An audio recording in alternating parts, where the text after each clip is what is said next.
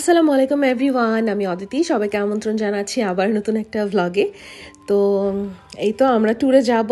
আজকে হচ্ছে 21 তারিখ, একদম সকাল সকালে রওনা দিয়ে দিচ্ছি। তো নিজেদের গাড়ি নিয়েই যাচ্ছি। আর আজকে এইবার ট্যুরে যে কি পরিমাণে ঝামেলা হয়েছে, মানে ভিডিও যত সামনে আগাবে তত বুঝবেন। আর মানে কি বলবো, একটা রোলার কোস্টার ট্রিপ ছিল এবার। তো যাই হোক, আল্লাহর নামে আমরা তো যাত্রা শুরু করে দিলাম। এখানে বাজে 7:53। তো পৌঁছাতে 5:54, মানে পুরো 10 ঘন্টা লেগে গিয়েছিল আমাদের। আর রাস্তায় হচ্ছে ঢাকা থেকে চিটাগংয়ের যে রাস্তাটা, সেখানে আমরা ওভার স্পিডিংয়ের জন্য আবার মামলাও খেয়েছিলাম 2600 টাকার। তো এখানে না একটা জিনিস আছে যে আমাদের কিন্তু স্পিড ছিল 94-এ, কিন্তু তাদের স্পিড ক্যামেরায় এটা আসছে 104। তার মানে ওরা কিন্তু একটু চালাকি করে না স্পিড এটা বাড়িয়ে রাখে যেন আপনাকে ধরতে পারে। কারণ স্বাভাবিক, আপনি তো আপনার স্পিডটা ওভাবে আপনি রেকর্ড করেও রাখবেন না, সো তারা যা বলবে ওটাই।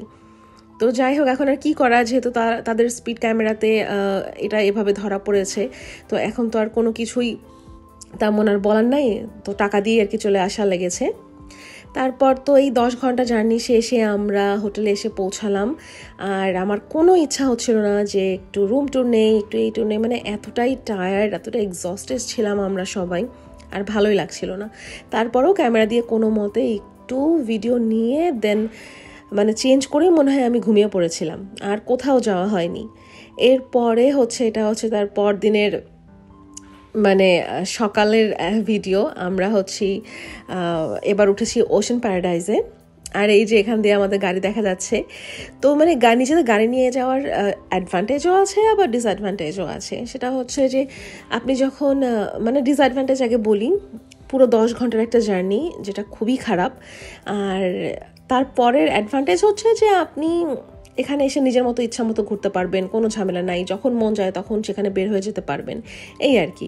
আর প্লেনে গেলে হয়তো বা আপনি 1 ঘন্টার মধ্যে চলে আসতে পারলেন, কিন্তু তারপরে হচ্ছে অটো ঠিক করা, এই করা সে করা, এসব একটা ভেজাল। তো এই ভেজালগুলো এড়ানোর জন্যই আমরা সবসময় আমাদের গাড়িটা নিয়ে যাই আর কি, গাড়ি প্রেফার করি। তো যাই হোক, রেজুখাল পার করেই না এই যে এখানে ডাবের দোকান আর ওই যে হ্যামক থাকে। তো আমরা এখানে আসছি, আমরা সবসময় এখানে আসি ডাব খেতে, তারপরে একটু হ্যামকে বসতে। তো আমরা এখানে আসছি। তো এখানে না কিছু পিচ্চি আছে, ওরা এত ট্যালেন্টেড, ও মাই গড। আপনাকে এত সুন্দর সুন্দর ছবি তুলে দেবে, এবং ওরা ক্যামেরার সেটিংস সব জানে।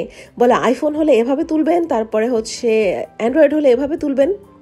তো এই পিচ্চি না আমাকে বসে যেখানে দোল দিচ্ছে, আর আমি এত ভয় পেয়েছি। ও বলে কিচ্ছু হবে না, কিচ্ছু হবে না, কিন্তু আমার না খুব ভয় লাগে। আমার মনে হয় কি, এই হ্যামকের মধ্যে বসে আমি যদি দোল খাই, আমি পুরা ডিগবাজি খেয়ে উপর দিকে চলে যাব, তখন তো মান সম্মান সব যাবে।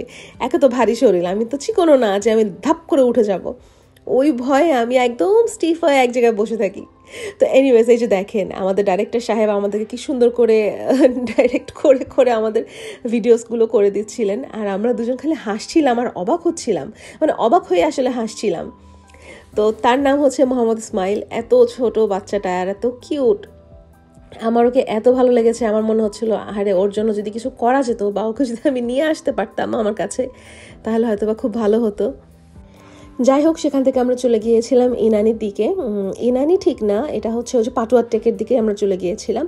তো ওখানে গিয়ে আমার হাজব্যান্ডকে বললাম যে আমাকে একটু ভিডিও করে দিও। তারপরে এই যে সে আবার স্লো মতো দিয়ে দিয়েছে, মানে এই লোকটা কিছু বুঝেও না কোন দিক দিয়ে কী করতে হবে না করতে হবে। তো যাই হোক, সে আমাকে এইভাবে তো ভিডিও করেই দিল। পরে আমি কোনো রকম এডিট করে এটাকে একটুখানি মানে কি বলে সাইজ করেছি বা লাইনে এনেছি। তারপরে আমার ড্রাইভার সাহেবকে আমাদের বললাম যে আমাদেরকে একটু ভিডিও করে দেন। তারপরে সে দিলেন ভিডিও করে। আর এখানেও আরেকটা ঝামেলা হয়েছে, সেটা হচ্ছে কি যে আমরা গাড়ি নিয়ে বিচে চলে গিয়েছিলাম, একদম বিচে নেমে গিয়েছিলাম। আমরা আমাদের আগের যেই ছোটো গাড়িটা ছিল হুন্দাই এলান্ট্রা, ওটা নিয়েও আমরা কিন্তু বিচে নেমেছিলাম, ওখানে কিন্তু তেমন একটা সমস্যা হয়নি। তো আমরা একটু বেশ ওভার কনফিডেন্ট ছিলাম যে যেহেতু এটা বড় গাড়ি, এটাতে তো আরও কোনো সমস্যা হবে না। তো আমরা বিন্দাস একেবারে নেমে গিয়েছি বিচে। এই পর্যন্ত সবই ঠিক আছে, এনজয় করছি। তারপরে এদিকে হাজব্যান্ড সবসময় কি করে, আমার আর তার নাম এভাবে সি বিচে এখানে এসে লিখে দেন। তো এবারও সে তাই করছে, আমাদের নামের যেই প্রথম অক্ষর সেগুলো লিখছেন। তো আমি তাকে বললাম যে এক কাজ করো, আমার চ্যানেলের নামটাও তুমি এখানে লিখে দাও। তখন আমার হাজব্যান্ড বলে কি ভালোই হইলো, তাহলে যে কেউ আসবে এখানে যেই দেখবে, দেখে তারপর তোমাকে সার্চ করবে, আবার তোমার নতুন সাবস্ক্রাইবার হয়ে যাবে। তো যাই হোক, এইরকম দুষ্টুমি করতে করতে তো আমাদের দিনকাল এখানে কাটছে। আমরা তো তখনও আমাদের কল্পনার বাহিরে যে সামনে আমাদের জন্য কি অপেক্ষা করছে। তো যাই হোক, এই বিচে এখন আমাদের এনজয় করা শেষ। এখন আমরা গাড়ির দিকে চলে যাচ্ছি, কারণ এখন গাড়িতে উঠে যাব। আর আমার আম্মু যে ওই কর্নারে দাঁড়িয়ে আছে, সে মানে সাগর দেখতে পছন্দ করে, কিন্তু সে সাগরে নামবে না, এক জায়গায় দাঁড়িয়ে থাকে চুপচাপ। তো যাই হোক, যে যেভাবে আর কি এনজয় করতে পছন্দ করেন। তো এইদিকে আমরা পাটা ধুয়ে একটু বসেই ছিলাম যেন পাটা শুকায়, তারপরে হচ্ছে গাড়ির ভিতর উঠলাম। এখন আমাদের ড্রাইভার সাহেব বলছেন যে স্যার ওদিক দিয়ে যাই, এদিক দিয়ে বালিগুলো তো নরম, ওদিক দিয়ে যাই, দেখি রাস্তা আছে কিনা। তারপর আমরা পুরো বিচ ঘুরলাম, দেখি যে না, আমরা উঠার মতো কোনো রাস্তা পাচ্ছি না। পরে শেষমেশ আমরা যেদিক দিয়ে নেমেছিলাম ওদিক দিয়েই আবার ওঠার চেষ্টা করছি। আর এদিকটা হচ্ছে কি বালিগুলো এত নরম ছিল, আর যেহেতু রোদ, বালিগুলো একদম শুকনো বালি ছিল, যার জন্য একদম চোরা বালুর মতো আমাদের গাড়ি একদম ডেবে যাচ্ছিল। তারপর তো গাড়ি থেকে আমরা সবাই নেমে গেলাম, কিন্তু অনেক ট্রাই করছে, কিন্তু কোনোভাবেই গাড়ি আর উঠছে না। দেন কিছু লোকালরা অনেকক্ষণ ধরে দাঁড়িয়ে দাঁড়িয়ে দেখছিলেন আমাদেরকে। এখন দেখলেন যে না, আমরা আর পারছি না, তারপর তারা নিজে থেকে এগিয়ে আসলেন আমাদেরকে সাহায্যের জন্য।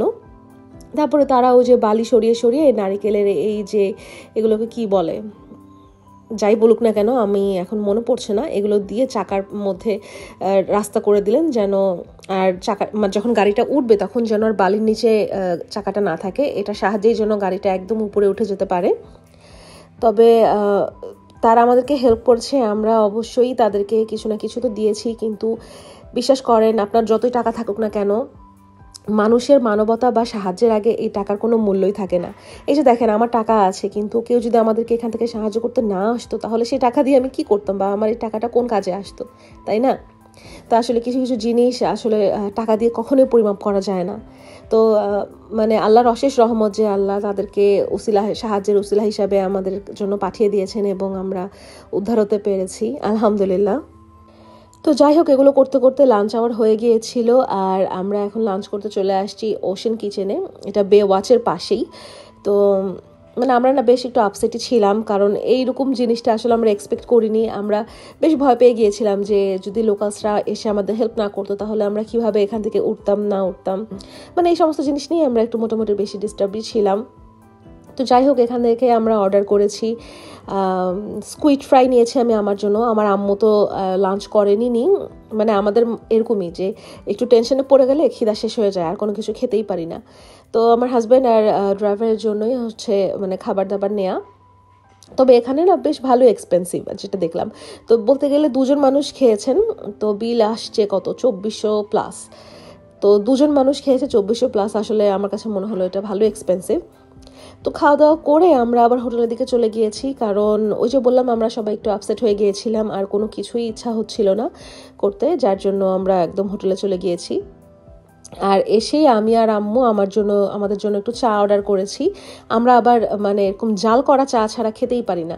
আমাদের ওই যে বলে না হিন্দিতে কারাক চায়, আমাদের আসলে ওই চাটা দরকার। এরপরে আমরা আমাদের মতো চা খেয়ে নিয়েছি। তারপর হাজব্যান্ড হচ্ছে এখানে এসে ওই যে বিখ্যাত রাজা চা, তার ওটা খেতেই হবে। তো বিকালবেলা রেস্ট করে মুড ঠিক করে দেন আমরা আবার বেরিয়ে পড়েছিলাম লাবণী বিচের দিকে। ওখানে আমার আম্মু আমার ভাবির জন্য কিছু কেনাকাটা করলেন। আমার ভাবি কিছু সাবান, তারপরে তার কিছু বডি লোশন, তারপরে চকলেটস, এগুলো বলে দিয়েছিলেন। তো আম্মু তার জন্য ওগুলো কিনলেন। কিনে টিনে আমরা এই যে রাজা চা ওখানে গিয়ে চা খেলাম। খেয়ে তারপর হাজব্যান্ড বললো যে চলো আবার ওই পাটোয়ার টেকের দিকেই যাই। বললাম যে আচ্ছা ঠিক আছে, মানে নিজেদের গাড়ি নিয়ে আর কি এই সুবিধা, যখন যেখানে মন চায় সেখানেই আপনি উড়াল দিতে পারবেন। তো যাই হোক, এখানে চলে আসলাম এই বে লাউঞ্জে। এটা অনেক সুন্দর করেছে, অনেক ভালো করেছে। এখানে লাইভ মিউজিকেরও একটা অ্যারেঞ্জমেন্ট করেছে। তবে দুটো জিনিস আমার কাছে একটু না বেশ ভালোই আমি ডিসঅ্যাপয়েন্টেড এখানে। সেটা হচ্ছে ওয়াশরুম, আর দ্বিতীয় হচ্ছে খাবারের মেনু হচ্ছে খুবই লিমিটেড, একদম 2-4টা আইটেম ছাড়া অত বেশি কিছু নেই। আর ওয়াশরুমের কোনো সুবিধা এখানে নেই। তো যে ওয়াশরুমটা আছে সেখানে হচ্ছে গার্ড, তারপরে এখানে মানে একটা পাবলিক টয়লেটের মতো, যেখানে যে আপনি একটা রেস্টরুম থাকবে যেখানে আপনি একটু ফ্রেশন আপ হবেন, ওরকম কোনো অপশনই আসলে এখানে নেই। আদারওয়াইজ ভিউ, তারপরে লোকেশন, তারপরে বাকি সব কিছু মিলে একদম খুবই সুন্দর, খুব ভালো। কিন্তু মানে খাবার দাবার অত আহামরিও না। আবার এই যে ওয়াশরুমের একটা প্রবলেম, এইটাই আমার কাছে মেইন প্রবলেম মনে হয়েছে। আদারওয়াইজ অল ওকে। এনিওয়েজ আমরা ডিনার করে এখান থেকে একদম হোটেলে চলে গিয়েছিলাম। আর এটা হচ্ছে তার পরদিনের ভ্লগ, অর্থাৎ ডে 2। আমরা এখানে চলে আসছি, এটা হচ্ছে কাঁকড়া বিচ। এখানে তো মানে কাঁকড়া বিচ এখানে এসে আমি একটু শামুক কুড়ালাম। তারপরে আর এখানে এলেই দেখবেন লোকাল বাচ্চারা আপনাদের পিছু নেবে এবং আপনাদের সাথে সাথেই থাকবে কিছু টাকা পয়সার আশায়। তো ওদের সাথে আমার আম্মু একটু গল্প করছিল। তো ওখানে আমরা অনেকক্ষণই ছিলাম। ওখান থেকে তারপরে আমরা চলে আসছি পালঙ্কিতে খেতে।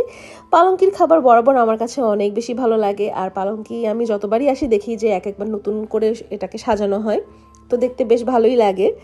তো আমরা এখানে আসছি, এসে আমরা ভাজি ভর্তার একটা প্ল্যাটার, তারপরে ডাল, ছোট মাছ, শাক, চিংড়ি, আমার হাজব্যান্ড মাটন কষা নিয়েছিলেন, আর আমাদের ড্রাইভার সাহেব উনি হচ্ছেন চিংড়ি কারি নিয়েছিলেন। তো পালঙ্কির খাবার আমি বলবো যে এতগুলো খাবার নিয়েছি, মাত্র 2400 টাকা বিল আসছে। আমরা 4 জন খেয়েছি, তো অনেক সাশ্রয়।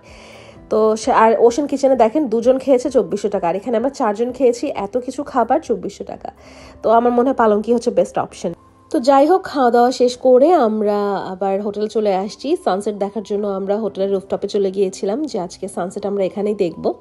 তো সানসেট দেখতে দেখতে আমাদের এই ট্যুরের এখানেই ইতি। ইনশাল্লাহ দেখা হবে আমার রেগুলার ব্লগে। তো ব্লগ ভালো লাগলে অবশ্যই like, comment, share and subscribe করতে ভুলবেন না। তো আমার এই ব্লগের কিছু ছবি আমি এখানে অ্যাটাচ করে দিচ্ছি, আশা করি আপনাদের পছন্দ হবে। তো এখানে বিদায় নিচ্ছি, আল্লাহ হাফেজ।